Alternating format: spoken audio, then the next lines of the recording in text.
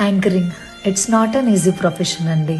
So మనం నలుగురు మధ్యలో ఉన్నప్పుడు, పబ్లిక్లో ఉన్నప్పుడు, యాంకరింగ్ చేసేటప్పుడు మనం ఎలా ఉండాలి, వాళ్ళని ఎలా పలకరించాలి, వాళ్ళు తిరిగి మాట్లాడే మాటల్ని ఎలా రిసీవ్ చేసుకోవాలి, ప్రతి ఒక్కరిని ఎలా ఎంటర్టైన్ చేయాలి, అదొక పెద్ద బాధ్యత.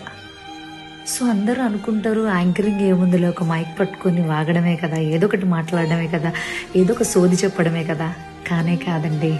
మైక్ పట్టుకున్న తర్వాతలా ఎంత రెస్పాన్సిబుల్గా ఉండాలో, ఎంత రెస్పెక్ట్గా ఉండాలో, ఎదుటి వాళ్ళు మాట్లాడే మాటల్ని ఎలా రిసీవ్ చేసుకోవాలో, ప్రతి ఒక్కరితో ఎలా ప్రేమగా ఉండాలో, ప్రతిదీ చాలా ఆచితూచి చాలా జాగ్రత్తగా చేయాల్సిన పని యాంకరింగ్. అండ్ మోర్ ఓవర్ చాలా చక్కగా రెడీ అయ్యి మైక్ పట్టుకొని స్టేజ్ మీద నిలబడమే మీకు కనిపిస్తుంది.